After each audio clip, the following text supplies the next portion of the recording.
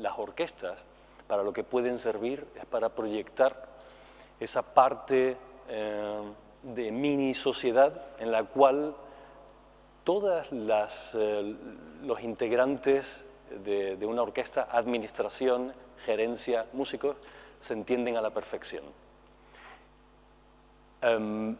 Evidentemente, no es una utopía, se puede conseguir. Yo hace 13 años me incorporé a una orquesta, que es la Sinfónica de Londres. Es una cooperativa, la cual había contratado en su día a un gerente, Clive Gillinson, que ahora dirige Carnegie Hall. Lo fichó el Carnegie Hall, él se fue, evidentemente.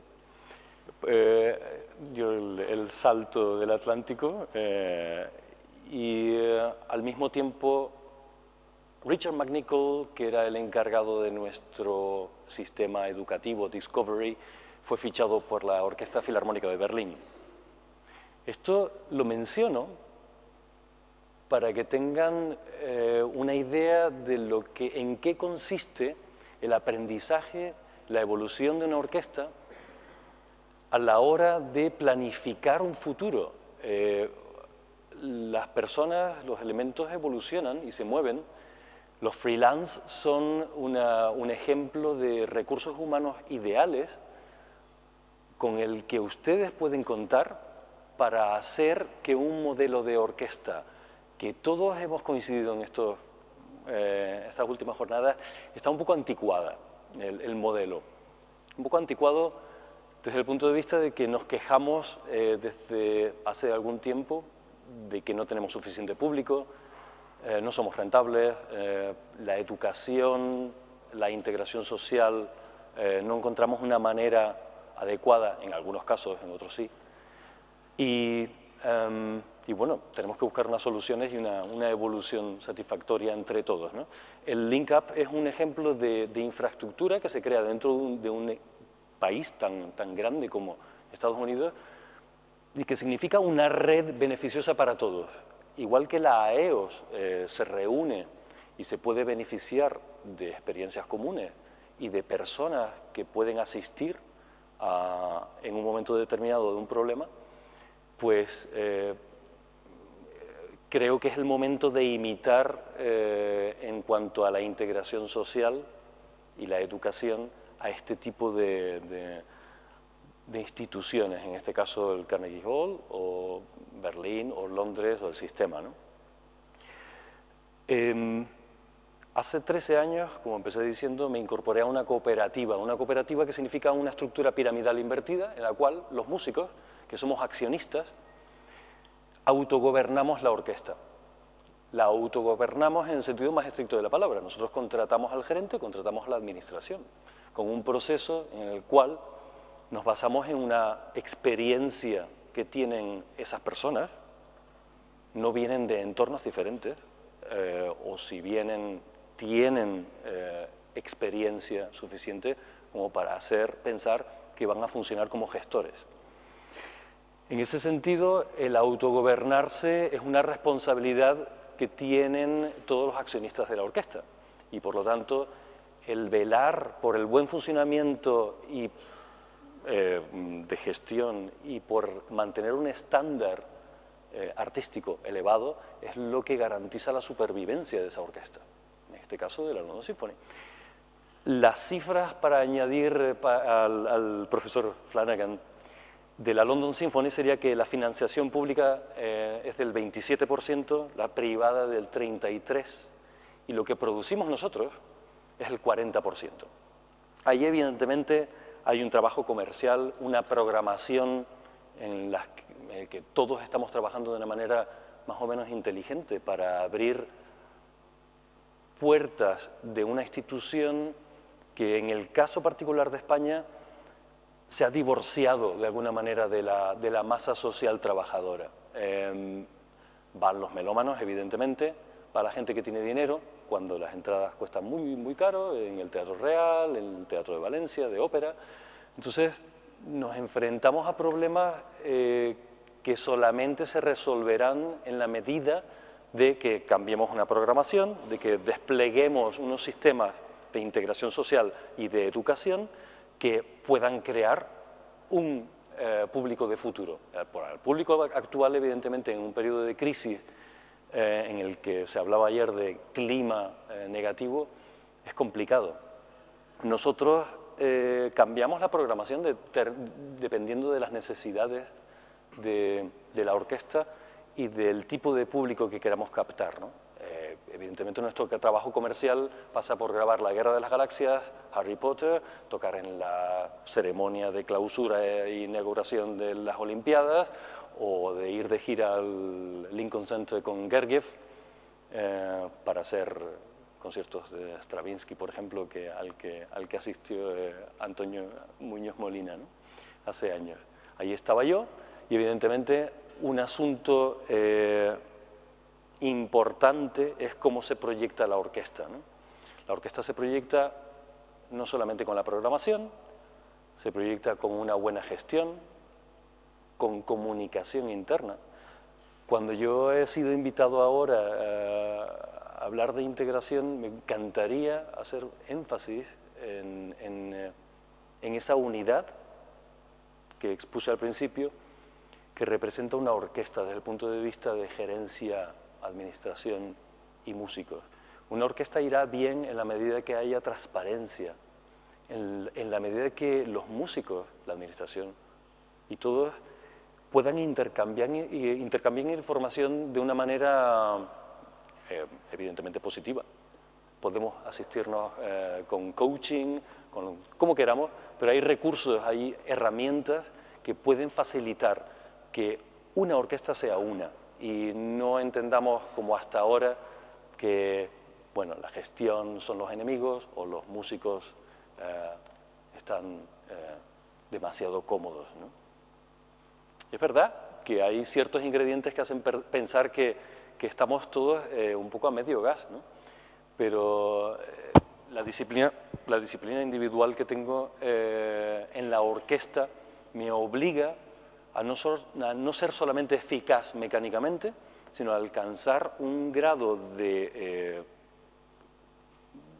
me involucra, un grado importante emocional que conduce a que yo comunique con un público y que mantenga ese público. En la medida que las orquestas españolas verdaderamente tengan un nexo con su público, el actual y el potencial, sobrevivirán.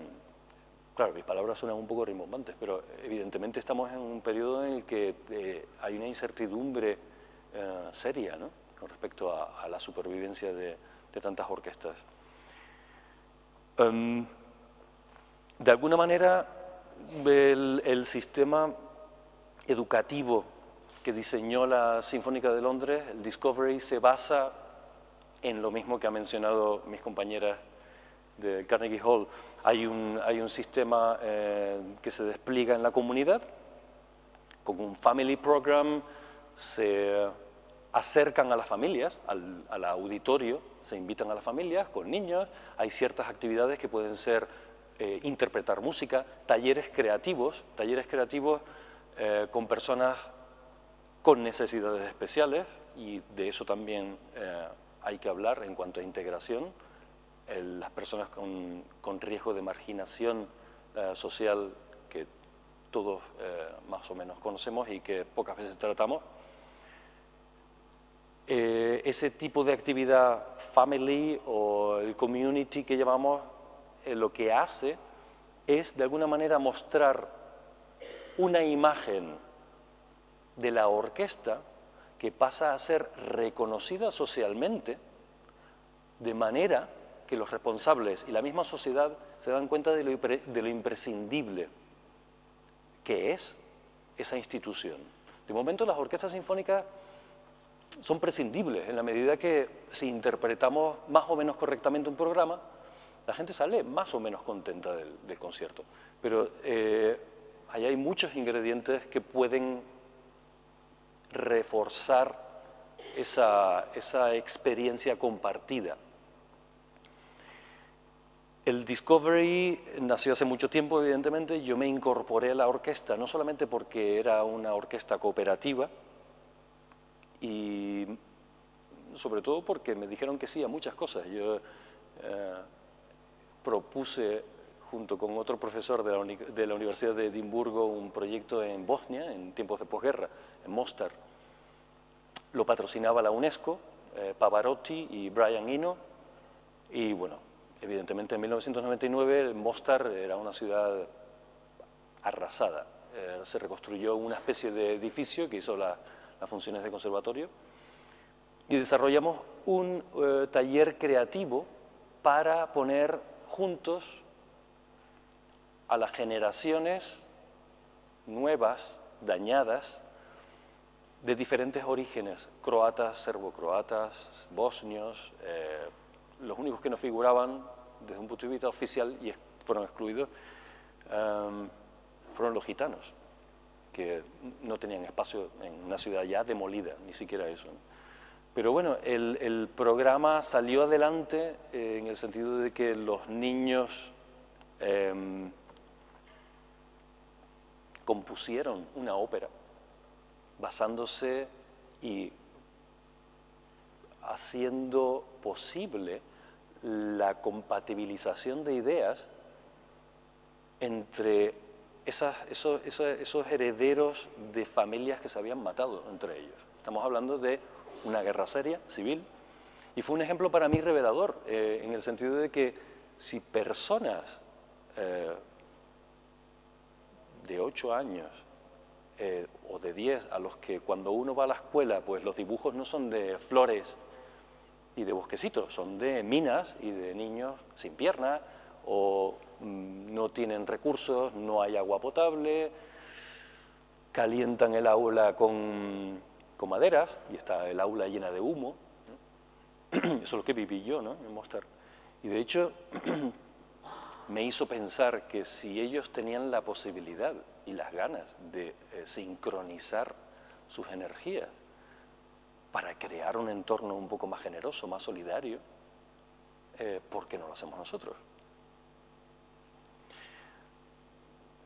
Creo que, de hecho, estoy hablando en cuanto a integración a hechos que son extrapolables a nuestras instituciones.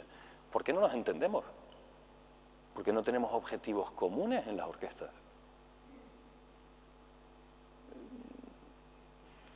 Estoy hablando genéricamente, evidentemente. Yo cuento con las buenas intenciones de todo el mundo, pero hay que buscar unas herramientas y un vehículo en el cual esas instituciones no sean cuestionadas por una falta de cohesión, ¿no?, o una falta de un rendimiento pobre, ¿no? Paso a otro punto absolutamente diferente. No quiero insistir en cómo hemos diseñado el Discovery, porque se parece mucho al proyecto que han presentado mis colegas de Carnegie Hall o del sistema. En el caso del sistema venezolano, tuve la suerte de ser invitado junto con mi compañero y amigo Vicente Galasso. Bueno, yo fui de profesor para preparar la orquesta, Simón Bolívar, la segunda de Mahler, creo que era, y hablé largo y tendido con José Antonio Abreu, que es una persona evidentemente un modelo renacentista de persona que lo sabe todo, lo tiene muy claro, diseña soluciones para todo, no hay barreras, ¿no? Él tuvo el acierto de vincular la orquesta al Ministerio de Asuntos Sociales, si no recuerdo mal, no al Ministerio de Educación o Cultura, Asuntos Sociales. Esto muestra la importancia que puede tener una red musical que incluya las orquestas e incluya los conservatorios, que asimismo se tienen que entender, o eso espero yo, un día se vinculen hasta ese punto, desde el punto de vista de que se construya esa red que es irrompible, ¿no?, y que asiste a todos los ciudadanos de la misma manera, con y sin necesidades especiales. Claro, el patronazgo en España es complicado, el caudal económico lo pone el Estado. Entonces nos basamos en otros equilibrios, ¿no? En ese sentido, lo que sí hay que hacer hincapié desde mi punto de vista es en construir esa red educativa que pueda crear un entendimiento de la música. Como decía Antonio ayer por la mañana, hay placeres que necesitan un esfuerzo de aprendizaje. Desde el punto de vista pragmático, los americanos, los estadounidenses, los venezolanos, los británicos son unos campeones porque proyectan de una manera educativa muy clara ideas complejas, ¿no? Quizá pues, es una posibilidad que tenemos ahora de extrapolar en la medida de lo posible unos sistemas educativos y de integración social que pueden beneficiar a la supervivencia, que pueden garantizar la supervivencia de nuestras instituciones orquestales, ¿no? Yo lo que he hecho también de menos en este país es, en general, y vuelvo a repetir, salvo excepciones, ese vínculo que existe entre educación y orquesta. Educación estrictamente musical, educación en la primaria. No estamos en un país en el que sobre educación musical en primaria, por ejemplo, casos como Suiza, que cambian la Constitución por un referéndum para reforzar en la educación primaria la música, son excepcionales. ¿Y por qué no lo hacemos aquí? ¿Por qué no lo exigimos? ¿Y qué manera de exigirlo hay? Es como la antigua frase de que, bueno, unos pocos viven con el dinero de muchos. No, los responsables nos están representando y tenemos que exigir lo que nos parece justo. Ahora hay que proyectar, evidentemente, con claridad esas ideas. Estamos todos de acuerdo en que la educación forma parte del futuro imprescindible vinculado con las orquestas, que es lo que nos ocupa aquí, ¿no? La orquesta que es el amor de mi vida, y vuelvo a golpearme el pecho esta vez con razón, es Bandart. Bandart nació como cooperativa también, más bien como asociación de músicos con una vocación de integración social. Hemos colaborado con Lizarco, que es un ballet que se atrevió a coreografiar con bailarines con síndrome de Down toda una sinfonía heroica, 45 minutos de música coreografiado por personas con síndrome de Down. Fue emocionalmente intenso para los que lo vieron y para los que pudimos disfrutarlo. Hemos ido a la cárcel, tenemos seguidores incondicionales. La última vez que fuimos a la cárcel de alta seguridad de Soto del Real, creo que fue, nos acompañó el Gran Wyoming, presentó el concierto, yo junto a él, y bueno, fue una experiencia tan grata y tan bonita que ¿cuántas veces ha entrado una orquesta sinfónica a una cárcel de alta seguridad, ¿no? Vimos de todo. Y ellos vieron de todo, y vieron las tripas de lo que significa una orquesta sin director. Una orquesta sin director puede también formar parte de un aprendizaje de una institución orquestal en España que de momento no es frecuente, pero bueno. Acabaré para que haya espacio para preguntas y compartir ideas, simplemente con mi experiencia también como pedagogo. Me preocupa muchísimo, artísticamente hablando, una tendencia en todos los países que estamos representados aquí a convertir la interpretación en correcta mecánicamente y vacía emocionalmente. Fui recientemente a, por ejemplo, Miami, al New World Symphony Orchestra, que es una de las academias más importantes que hay, que abastecen de músicos a las orquestas sinfónicas. Y bueno, descubrí que hay una reincidencia global, ¿no? Hay una manera de elegir a los músicos que es recurrente. La eficacia mecánica prevalece sobre cualquier posibilidad emocional. En conjunto, una orquesta es un grupo de posibilidades, como decía Pierre Boulez. Y la tendencia artística me parecería más interesante si los alumnos, si los profesores supieran lo que es la retórica. Me sorprendió preguntar en el entorno de muchas orquestas, estudiantes de posgraduado, qué era la retórica musical. Y creo que, siendo generosos, un 1% estaban bien informados, ¿no? Pero bueno, eso es otra tendencia que habría que corregir con el tiempo, ¿no? Y para terminar, muy importante que los que representan al 80% de los músicos profesionales en España estén presentes aquí la próxima vez. AMPOS representa de alguna manera una parte importante de las orquestas que espero y confío que todas las partes integrantes colaboren para crear ese futuro optimista de todas estas instituciones que todos amamos, ¿no? Creo que estamos todos aquí, entre otras cosas, por vocación, y vocación viene de voluntariedad, ¿no? Tenemos una oportunidad de demostrarlo en tiempos duros y espero y deseo que así sea, que por muchos años.